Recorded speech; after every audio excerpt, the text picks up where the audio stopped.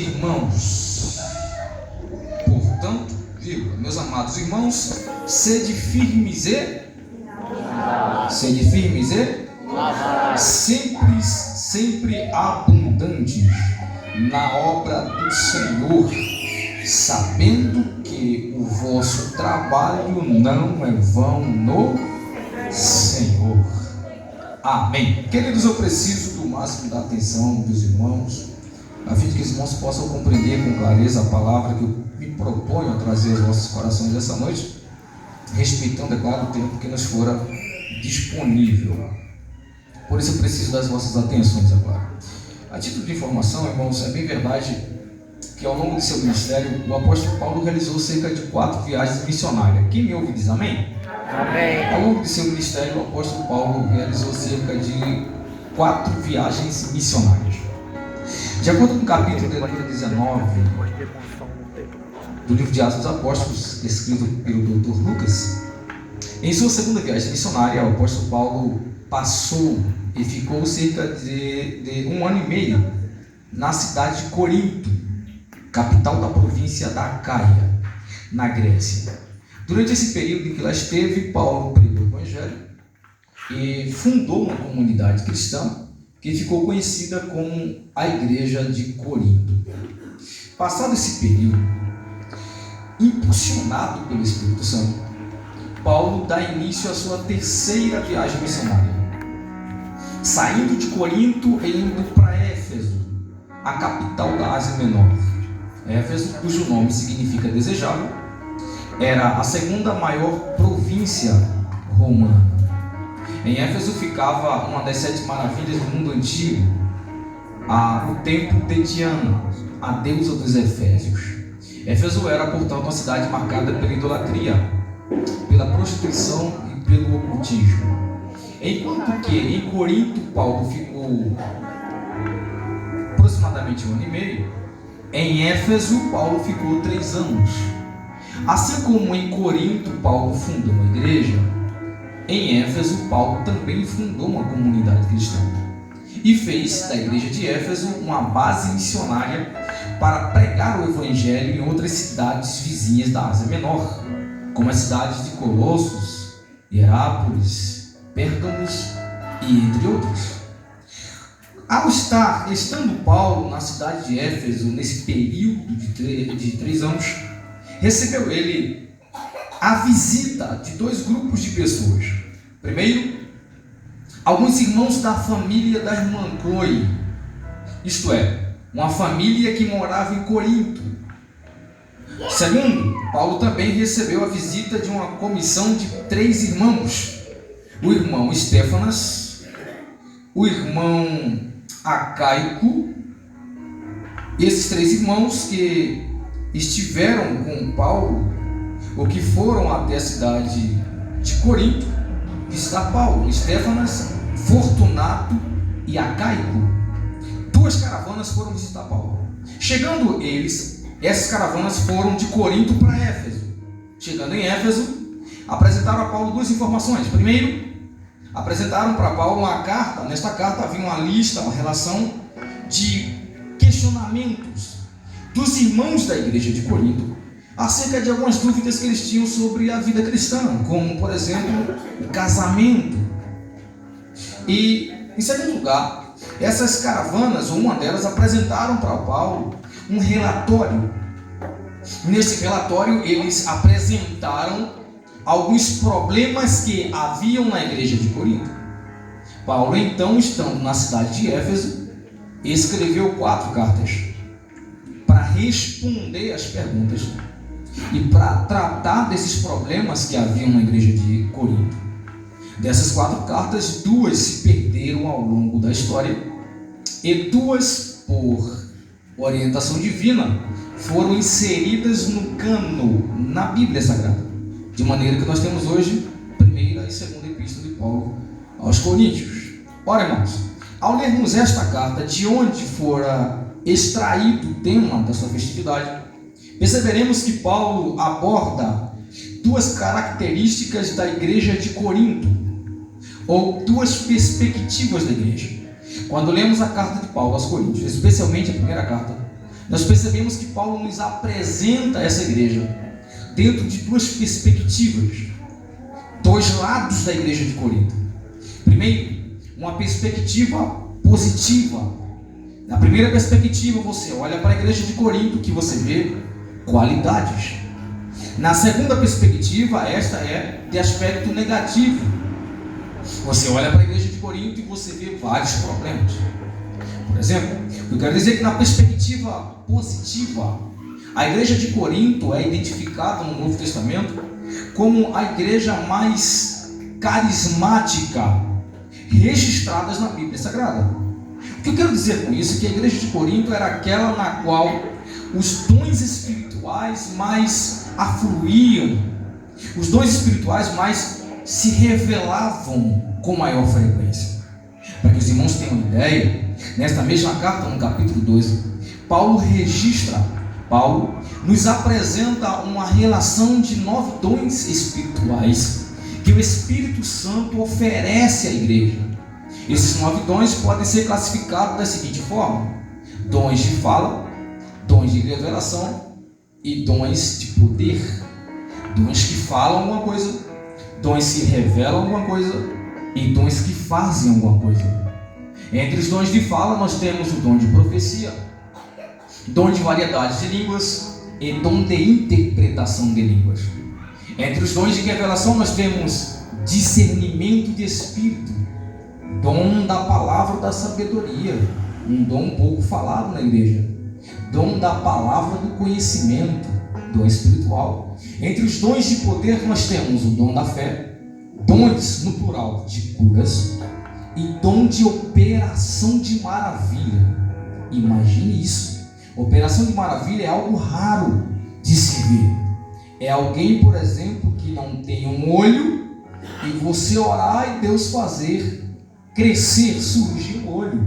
É algo inexplicável. Agora vejam, no capítulo 1 desta mesma carta, Paulo declara dizendo que nenhum dom lhes faltava na igreja de Corinto. Ou seja, todos os 9 dons se manifestavam nessa igreja. E cá para nós, irmãos, quem não gostaria de congregar numa igreja, numa comunidade cristã, onde os dons espirituais se manifestam com frequência? Quem não gostaria de congregar numa igreja onde tem sempre alguém profetizando, não profetada, profecia? Quem não gostaria, pastor Mauro, de congregar numa igreja onde, Mancineia, tem sempre alguém sendo usado no dom de cura? Quem não gostaria de congregar numa igreja onde tem sempre alguém sendo usado no discernimento de espírito? Nós temos uma ideia. Atualmente, quando olhamos para algumas igrejas e vemos líderes, pastores, alguns que se nomeiam bispo, que têm de fato o dom de cura, você percebe a multidão que ocupa os galpões, as igrejas. Isso não é uma crítica, mas nota-se que os dons atraem muitas pessoas. Esta era a igreja de Corinto. Tinha dom à vontade. Sempre tinha alguém, tanto é que Paulo tem que orientar os irmãos para que cada um profetize de cada vez, por vez, porque o que nos leva a entender é que a grande maioria tinha um dom de profecia. Imagine você numa igreja onde quase todos os irmãos profetizam, e Paulo falou: calma lá, gente, para não virar bagunça, vamos profetizar um de cada. É a igreja de Corinto. Se fosse nos dias de hoje, talvez nós diríamos: essa é uma igreja do fogo. Esta é uma igreja renovada, pentecostal. Se você entra numa congregação como essa aqui, e tem paralítico andando, cego vendo, surdo ouvindo, mudo falando, gente sendo curada, você pensa: essa é a igreja de Deus. Você pensa: Deus está lá no meio deles. Se tem um pregador, um obreiro, um pastor, um profeta, que quando levanta a mão, o milagre acontece. Quando ora, o espírito maligno vai embora. Você diz: é homem de Deus, é mulher de Deus. É verdade, irmãos, que é natural que um homem de Deus seja usado por Deus, mas nem todos os que são usados por Deus são homens de Deus. Nem todas as mulheres, nem todas as que são usadas por Deus são mulheres de Deus. Eu provo isso no texto. Por quê? Porque embora na perspectiva positiva a igreja de Corinto se destaque como a igreja mais carismática, na perspectiva negativa a igreja de Corinto se destaca como a igreja mais problemática do Novo Testamento. E a pergunta é: como pode isso?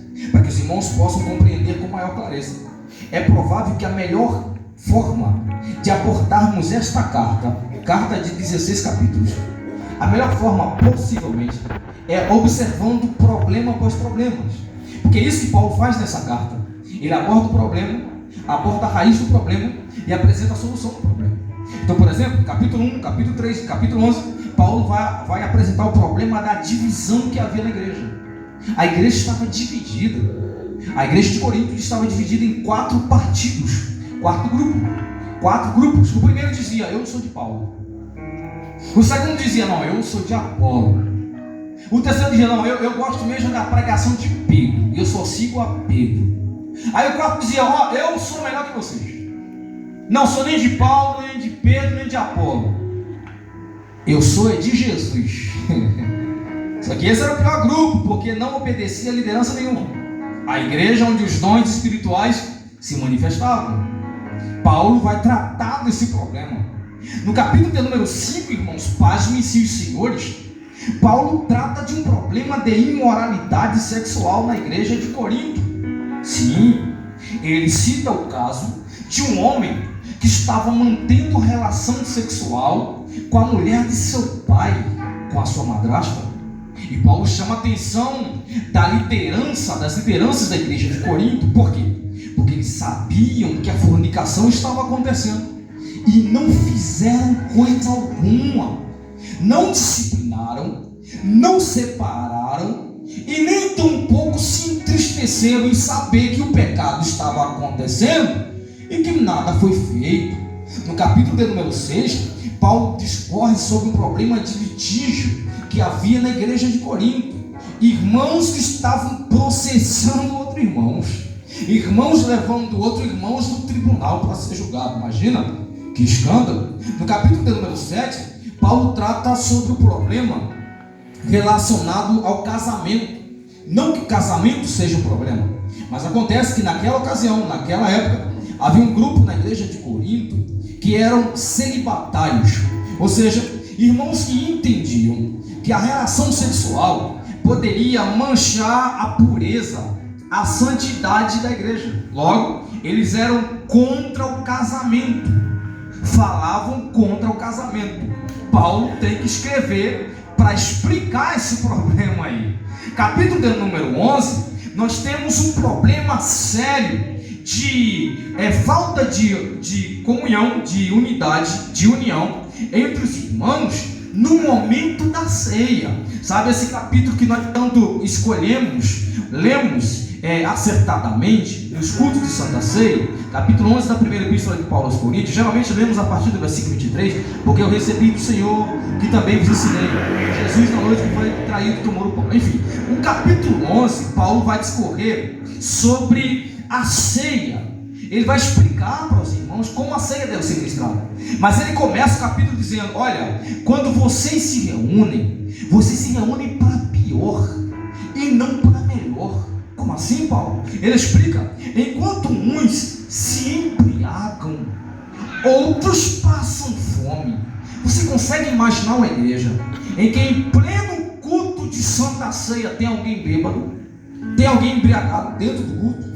Era a igreja de Corinto.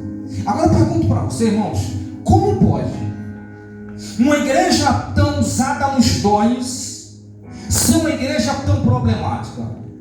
Como pode uma igreja tão aparentemente cheia da manifestação de Deus ser uma igreja tão envolvida em escândalos? Você consegue assimilar essas duas realidades? Como isso pode acontecer ao mesmo tempo? Como uma igreja onde você entra no culto e tem alguém profetizando, Você entra no culto, tem alguém sendo usado para Deus curar. Deus usando na cura, no dom de cura. Você entra no culto, tem alguém sendo usado no dom de discernimento de espírito. E você diz, essa é a igreja de Deus. Mas quando você vai congregar, tem alguém em fornicação. Quando você vai congregar, tem um irmão processando o outro. Quando você vai congregar, tem um falando, não se case. Casamento não é coisa boa, não é de Deus, vai manchar sua pureza. Nessa mesma igreja onde o fogo desce, tem problemas e mais problemas. O que nós aprendemos é que a manifestação do poder de Deus não é garantia de que Ele está aprovando conduta. Vou repetir: a manifestação do poder de Deus não é garantia de que Ele está aprovando conduta. O fato de Deus estar me usando não significa que Deus, meu pastor, está me aprovando. Vou repetir: o fato de Deus estar me usando não significa necessariamente que Deus está me aprovando. Por quê? Porque Deus usa justo, mas na sua soberania Ele também pode usar ímpio. Agora, Deus não se deixa escarnecer, irmão. Deus até permite que o mal suja, que alguém no erro seja usado por Ele momentaneamente, mas uma hora a verdade vem, uma hora a máscara cai, uma hora a verdade vem à tona. Por quê? Porque Deus continua reinando no meio da igreja, e Deus não permitirá que o seu povo seja confundido, Deus não permitirá que o seu povo seja envergonhado, Deus não permitirá que o seu povo viva às cegas. Deus revela a verdade, e Ele vai usar Paulo para tratar disso aqui. Então veja, irmãos, em cada um desses problemas, Paulo vai apresentar uma solução. Então, por exemplo, quando nós lemos o capítulo de número 3, quem me ouve ainda diz amém? Amém. Capítulo de número 3. Glória a Deus. Paulo vai tratar do problema da divisão. Imagine um grupo de irmãos, e um diz assim, não, eu sou de Paulo, eu creio no que Paulo prega. E tem outro dizendo, não, eu só creio naquilo que Pedro prega.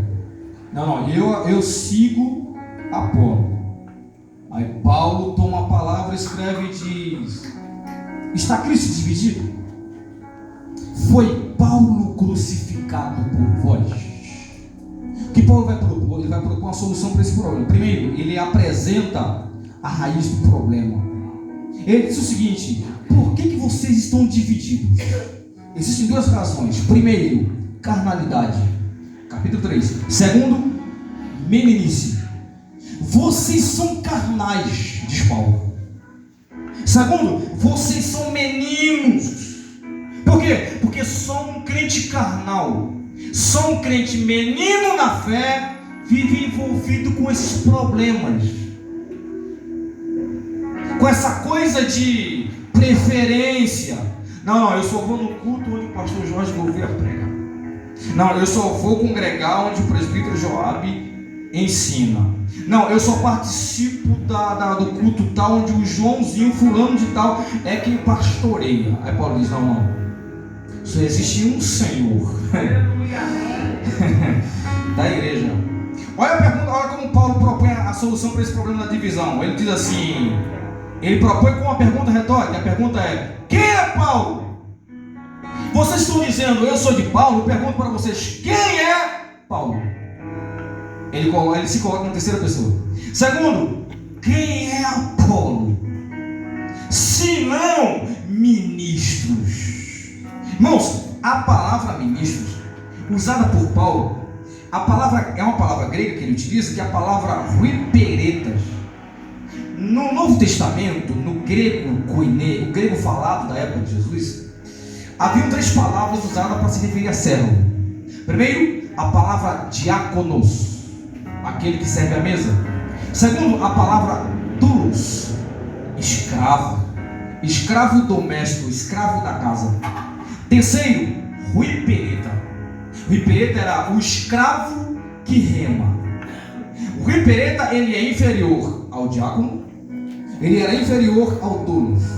O que é o Rui Pereta? A palavra Rui Pereta significa aquele que rema. O Rui Pereta é aqueles, na época de Paulo, aqueles homens que eram condenados pelo Império de Roma a remar pelo resto da vida. Nos navios triremes de Roma, os Rui Pereta eram aqueles escravos condenados a ficar no último vagão de baixo, remando. E o curioso é que eles trabalhavam, mas não eram vistos, irmã Cineia, por aqueles que estavam pelo lado de fora. Quando Paulo diz assim, eu e Apolo somos ministros. Na linguagem de hoje, irmão, ministro é algo honroso. Na linguagem política, ministro refere-se a alguém que faz parte do escalão, do alto escalão do governo. Ministro da economia, ministro da defesa, ministro da saúde, enfim. Na igreja, ministro é o pastor, evangelista, é alguém de um alto patamar ministerial. Mas no conceito de Paulo, ministro é o servo que trabalha no anonimato. Paulo está dizendo, olha, enquanto vocês estão dizendo eu sou de Paulo, eu sou de Apolo, é porque vocês estão falando isso, porque a perspectiva que vocês têm de nós é perspectiva equivocada. Nós não, no navio do reino de Deus, nós não somos o comandante. Quem vocês são? Nós somos os remadores. Aleluia! Nós somos aqueles que trabalham independente da visibilidade. Independente se estão nos vendo ou não, nós estamos trabalhando. Independente se tem aplauso ou não, nós estamos trabalhando. Independente se tem elogio ou não, estamos trabalhando. Independente se tem alguém nos aplaudindo, nos motivando ou não, estamos trabalhando. Então a palavra de Paulo para nós é: quem nós somos no reino? Ministros, servos, que não depende de visibilidade, que não depende de foto no cartaz, que não depende que seu nome seja citado pelo pastor. Não, se for citado a bênção, se não for a bênção da mesma forma. Os servos de Deus trabalham para o rei desse reino, enquanto independente do aplauso, do reconhecimento humano, ele continua remando. Oh, glória. O que Paulo está dizendo é: o Rui Pereta é aquele que, embora não seja visto, ele é responsável por fazer a embarcação avançar. Glória a Deus. E eu quero ministrar sobre a vida de alguém aqui essa noite. Você está aqui, está pregando, está fazendo a obra. É possível, irmãos, no reino de Deus, é natural que isso aconteça, que em algum momento você não esteja sendo visto, que em algum momento o seu trabalho não receba o devido reconhecimento, que em algum momento você, por mais que se esforce, não se destaque. No reino de Deus, aqui na terra, é natural que isso aconteça, até mesmo por permissão divina. Deus pode estar te provando. Agora, mesmo que você não esteja sendo visto, mesmo que você não esteja sendo, não haja holofote sobre você, mesmo que você não esteja sendo aplaudido, mesmo que você não esteja, jovem, sendo elogiado, o que Paulo está dizendo para nós é: continue remando. Continue remando. Continue pregando. Continue louvando. Continue fazendo a obra. Continue orando. Continue regendo. Continue liderando. Continue avançando. Continue pregando o evangelho do reino, porque o comandante da embarcação está de olho em você. O seu trabalho não é vão no Senhor. Quantos recebem essa palavra essa noite? Glorifica a Deus. Vamos entrar no capítulo 16 para nós encerrarmos, irmão. Os irmãos percebem? Nesta carta, Paulo está tratando de problemas. Problema de divisão, problema de moralidade, problema de contenda, problema relacionado ao casamento. Capítulo 16, de onde foi extraído o tema, não é diferente. Paulo vai tratar de um problema específico, problema doutrinário. Havia na igreja de Corinto um grupo de irmãos, não todos, que negavam a doutrina da ressurreição dos mortos. Esse é o tema do capítulo 16. Por que Paulo escreve um capítulo de 58 versículos, capítulo de número 15, na verdade, né? Capítulo de número 15, perdão. Um capítulo, por que ele escreve um capítulo de 58 versículos falando sobre ressurreição? A resposta está no versículo de número 12. Olha o que ele diz. Versículo de número 12. Ora, se prega que Cristo ressuscitou dentre os mortos, como dizem alguns dentre vós que não há ressurreição dos mortos? Ou seja, havia, irmã Sinéia, na igreja de Corinto, um grupo de irmãos que diziam: os mortos não ressuscitam. Isso é história. Não se sabe ao certo a razão pela qual eles criam nisso. Existem algumas hipóteses, por exemplo. Acreditam-se que esses irmãos que pregavam isso eram saduceus, isto é, judeus que se converteram a Cristo, que antes de se converterem a Cristo pertenciam a um partido religioso judaico que se chamavam saduceu. Na época de Jesus, haviam vários grupos religiosos, como fariseus, saduceus, essênios e zelotes. Os saduceus eram um grupo de judeus que não acreditavam na ressurreição dos mortos, nem tampouco na existência do Espírito, vida após a morte. Então é possível que esses irmãos que estavam pregando isso na igreja de Corinto eram ex-saduceus que se converteram ao cristianismo, mas continuavam crendo nessa doutrina de que os mortos não ressuscitam. Paulo então vai tratar disso aqui. Capítulo 15, irmãos, tem 58 versículos. Seria interessante se você estivesse com a Bíblia aberta. Já estou caminhando para o encerramento. Capítulo 15 tem 58 versículos. Podemos dividir em 8 sessões.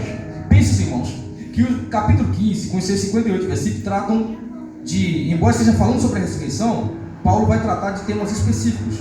Então existem subdivisões nesse capítulo. Por exemplo, do versículo 1 ao versículo número 11, Paulo quer mostrar para a igreja que a doutrina da ressurreição é verdadeira. E como ele começa? Apontando para Cristo. Porque toda pregação deve ser cristocêntrica. Cristo tem que ser o final da pregação, o centro da pregação, o objetivo principal da pregação. Então Paulo ele aponta primeiro para Cristo, os primeiros 11 versículos. Ele começa apresentando o evangelho que ele, Paulo, havia pregado para a igreja. Então primeiro, versículo 1, ele fala do anúncio do evangelho. Eu vos anunciei o evangelho. Versículo número 2, ele fala do efeito do evangelho, efeito da pregação, a salvação. Por meio desse evangelho, por meio da pregação desse evangelho, vocês foram salvos.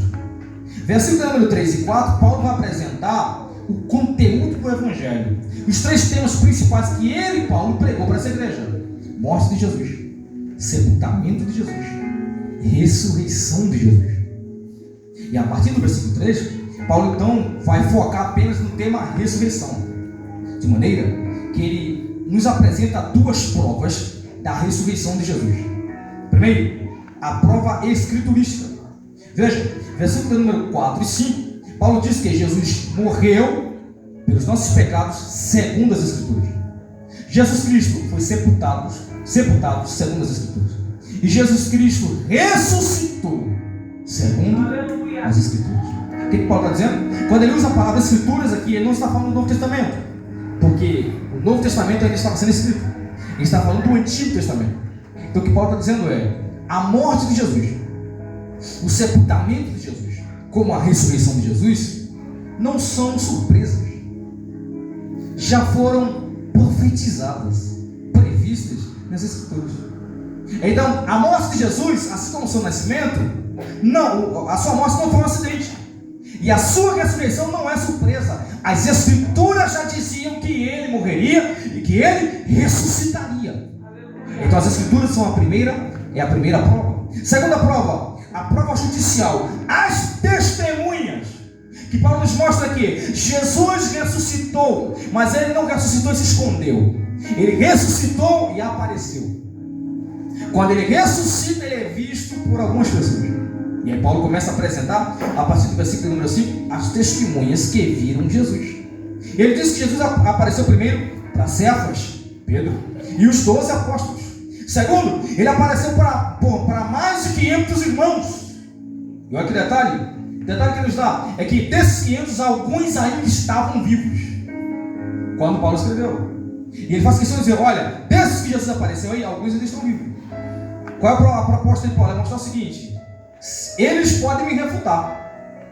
Se eles não viram Jesus, eles podem vir aqui para vocês dizer: é mentira, porque nós estávamos lá. Não, eles estão vivos, eles podem confirmar para vocês que eles viram Jesus. Além disso, Jesus também apareceu para Tiago, e por derradeiro, Ele apareceu para mim. Por que por último, Paulo? Porque eu sou o menor de todos os apóstolos. Então, Jesus ressuscitou, primeiro porque as Escrituras dizem. Segundo, porque os seus discípulos os viram, testemunharam. Paulo falando, e eu sou um desses. Eu vi Jesus. Jesus apareceu para mim. Glória a Deus. Aleluia. Vamos concluir, irmãos. Aí na segunda sessão ele mostra a incoerência dos irmãos. Por que incoerência? A partir do versículo número 12 ao versículo número 19. Por quê? Porque os irmãos acreditavam na ressurreição de Jesus. Eles não acreditavam na ressurreição dos mortos, dos cristãos. Aí Paulo diz, olha, é incoerente. Ou vocês creem que Jesus ressuscitou e todos os mortos cristãos ressuscitarão, ou vocês não creem que Jesus ressuscitou. Porque se Jesus ressuscitou, logo nós também ressuscitaremos. Se os mortos não ressuscitam, então Jesus não ressuscitou. E se Jesus não ressuscitou, é vã a vossa fé.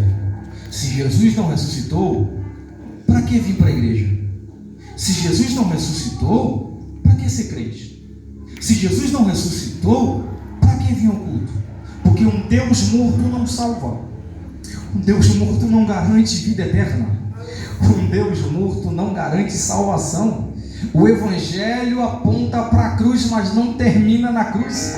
O Evangelho aponta para a cruz, mas ele termina no túmulo vazio. Ele morreu, se sacrificou por nós, mas ao terceiro dia ele ressuscitou. E o fato de ele ter ressuscitado é a garantia de que nós também ressuscitaremos no dia da sua vinda. Quantos têm essa esperança, irmão?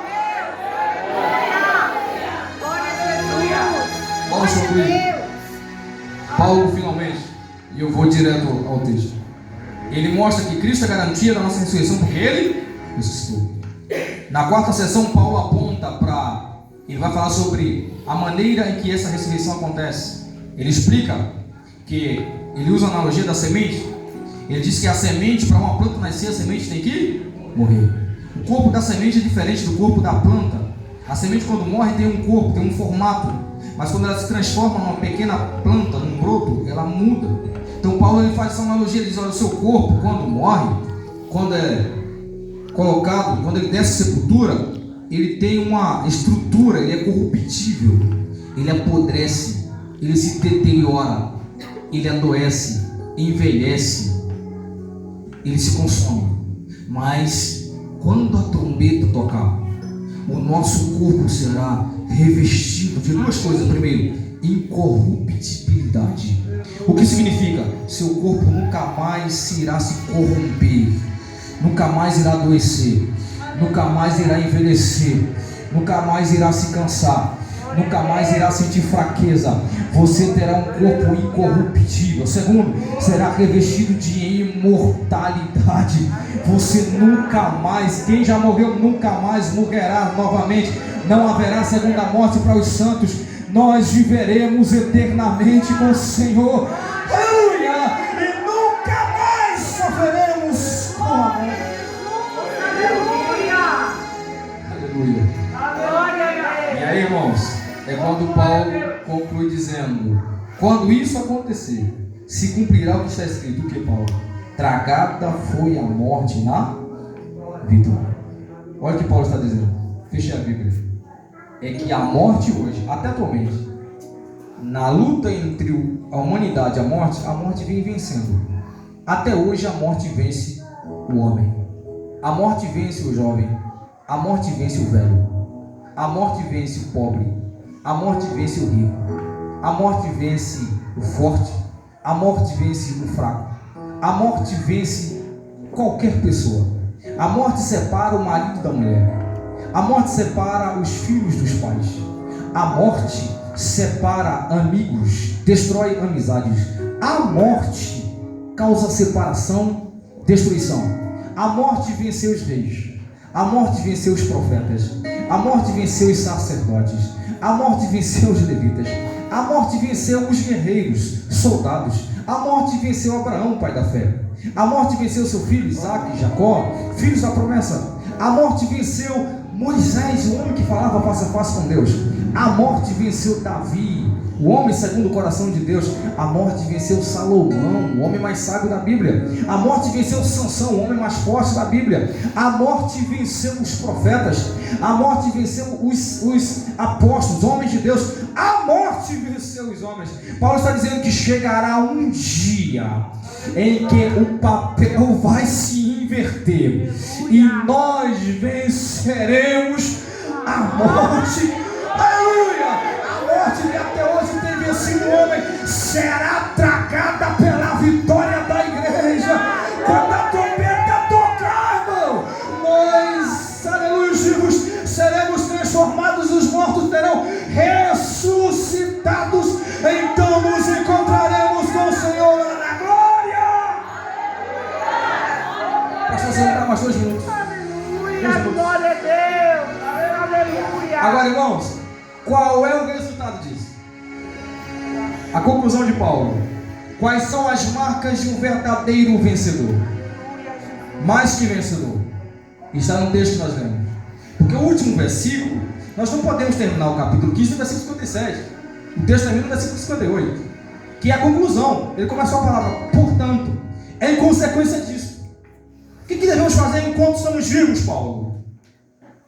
Porque nós estamos pregando para vivo, obviamente. A carta é escrita para vivo.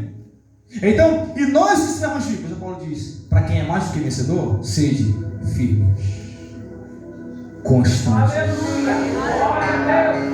sempre abundantes.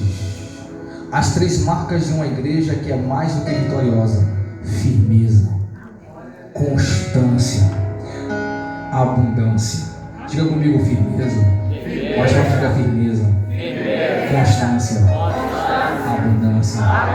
Uma igreja mais que vitoriosa, uma igreja firme, que não se abala por qualquer coisa, que não se desvia porque aconteceu um escândalo. Não, aconteça o que acontecer, a igreja permanece de pé, triunfante. Aleluia! Firme na fé. Juventude firme é uma juventude que não se abala. Passa por um momento de tristeza? Passa. Passa por um momento de crise emocional? Passa. Mas permanece firme na fé. Quem me chamou foi Deus, quem me levantou foi Deus, quem me salvou foi Deus. Então eu vou permanecer em Deus. Aconteça o que acontecer, eu sou firme. Aleluia. Constante, irmão. É o oposto de inconstante, obviamente. Inconstante é aquele, ó. Uma hora está em pé, outra hora está prostrado. Uma hora está sorrindo, outra hora está chorando. Uma hora está dando glória, outra hora está murmurando. O constante não. Ele está sempre servindo. Está sempre crente. Não vai estar sempre feliz, mas está sempre fiel, buscando a Deus. No frio, no calor, na dificuldade, na abundância, na crise, ele permanece firme. E o abundante, irmão? A abundância fala da qualidade daquilo que vai além do necessário. Olha o que Paulo está dizendo. Uma igreja mais do que vitoriosa. É uma igreja que vive de maneira abundante. Ela faz mais do que o necessário. Ela recebe mais do que o necessário. Ela desfruta de experiências que é mais do que o necessário. É a igreja abundante. Prega mais do que o necessário. Louva mais do que o necessário. Se dedica mais do que o necessário. Produz mais do que o necessário. Glória a Deus. Aleluia. E desfruta mais do que o necessário. Quantos creem nessa palavra? Glória a Deus. Posso falar, pastor? Posso falar? Fique de pé, por favor. Eu quero convidar você agora, crente que é mais do que vencedor, que crê na ressurreição. Vamos ministrar agora sobre cada um de nós. Eu quero pedir a você agora, se possível, põe a mão no ombro do seu irmão, na sua direita, na sua esquerda. Aleluia! Você vai declarar firmeza sobre seus irmãos, constância, abundância.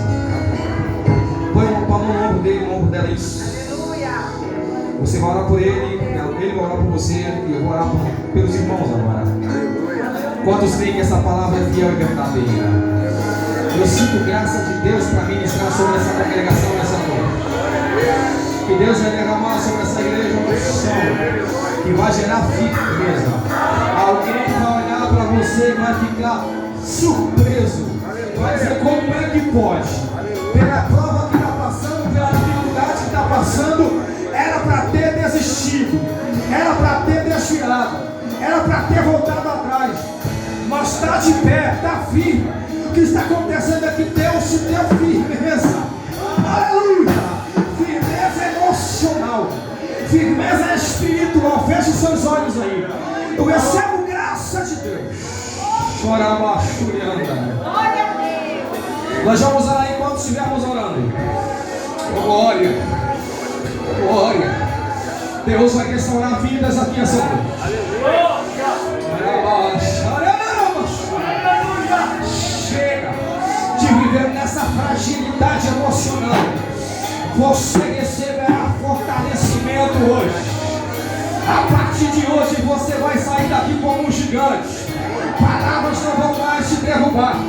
Palavras não vão mais te colocar na lona. Você não será mais influenciado pelo que as pessoas falam.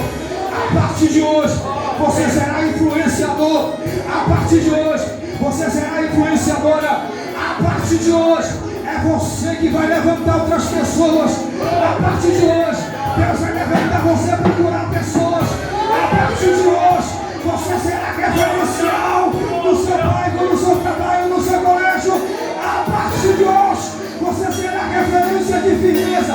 Quem crê, com seus olhos fechados agora começa a orar. Deus, ó Deus, ó Deus, nesse 11º ano de emancipação da Igreja Batista Ministério Monte Calvário, Pai, com a minha mão erguida agora em direção ao teu povo, eu profetizo sobre a autoridade do nome de Jesus. Onde houver um homem, onde houver uma mulher, onde houver um jovem intercedendo pelo seu irmão agora, Senhor, vai ao encontro dele agora.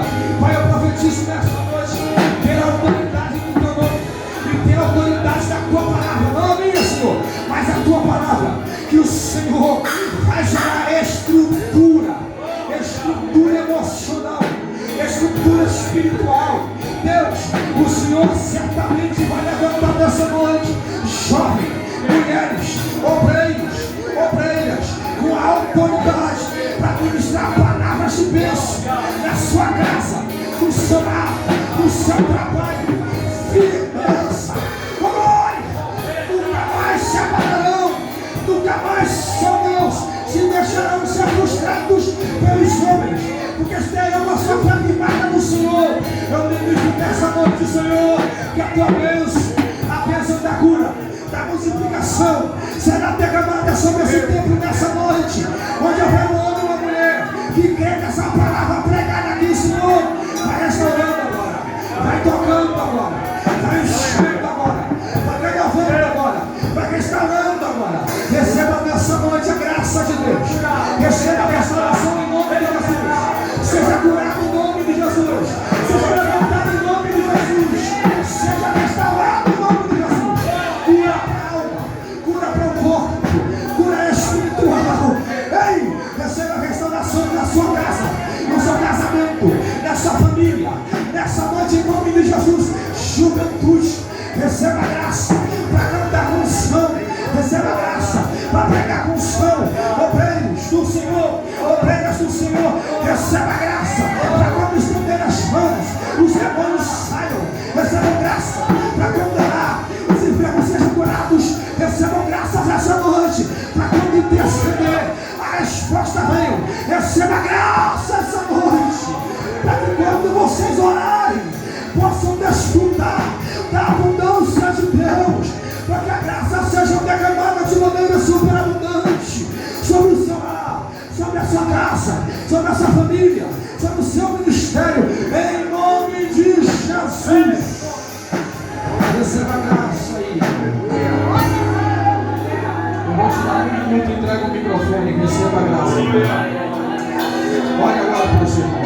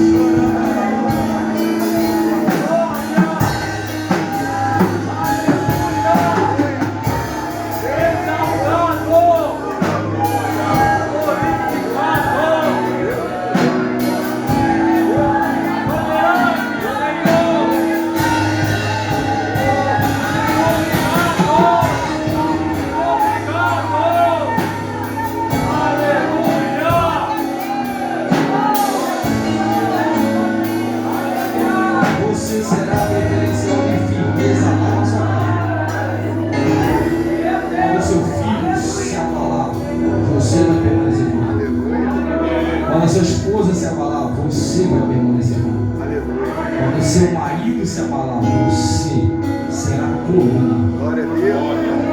Coluna. Coluna. Aleluia. Vai levar a tua cara. Vai levar tremores. Impacto, mas você vai permanecer firme.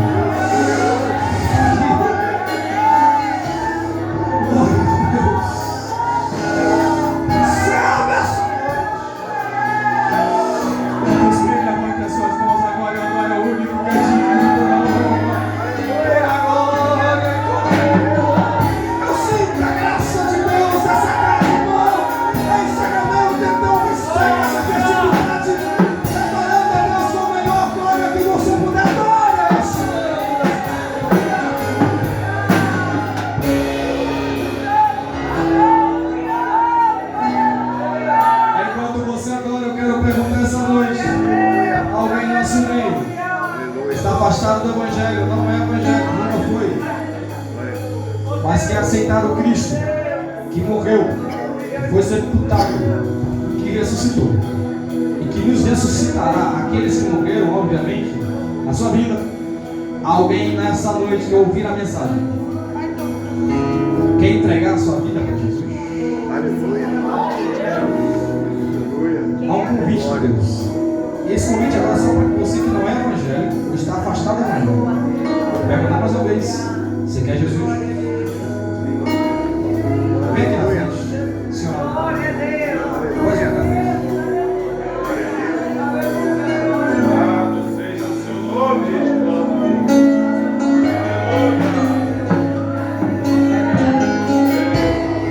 João Guilherme.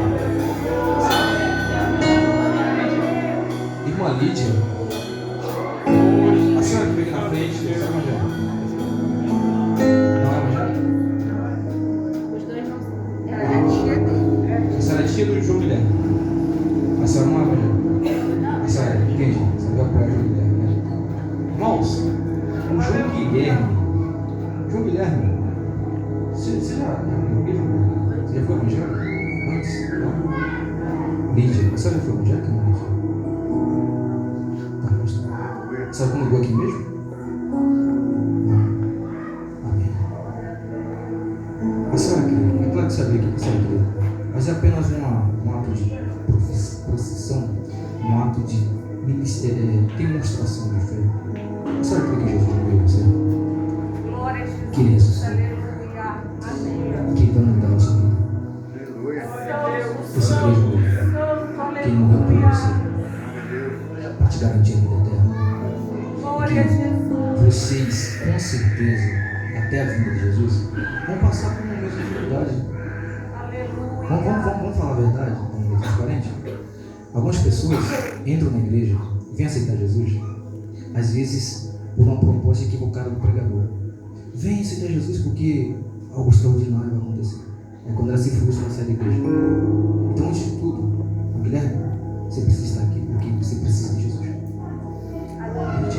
A senhora conhece, precisa de Jesus. Glória a Vida Deus. eterna só com Jesus. Aleluia. Felicidade só com Jesus. Aleluia. Então, que bom que você está aqui. Eu posso Glória a falar, pastor? Deus. Você não. Estenda as mãos para cá, por favor. Aleluia. Irmãos, quantos são felizes pela vida da irmã Lídia e do João Guilherme? De glória bem forte. Sim, pastor, a sua pergunta é pertinente. Há mais alguém, irmãos? Aleluia. Vamos lá. Você está afastado, você que não foi evangélico. Eu vim pregar uma mensagem séria para você essa noite. Não que os outros não fizeram, mas em mais uma oportunidade. Aleluia. Vem para Glória a Jesus. Deus. Aleluia. Onde está a terceira aula? Você veio aqui, ouviu a mensagem, de repente você veio a convite de um amigo. Deus falou com você. E Ele tem certamente o propósito de habitar, de mudar a sua história. Onde está a terceira aula? Tem mais alguém que não é evangélico ou está afastado, quer voltar para Jesus? Glória a Deus. Aleluia. Tem um sinal, nós vamos orar por você. Glória, glória a Deus. Aleluia. Igreja, estenda as mãos para cá, por favor. Senhor Deus, Glória a Deus. te damos graças. Aleluia. Deus maravilhoso. Ah, Senhor. Santo, santo, santo é o Senhor. tua presença tão real em nosso meio, Senhor.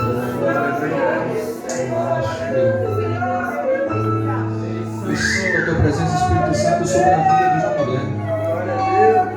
Eu sinto o Espírito Santo, Senhor, abraçando a vida. Aleluia!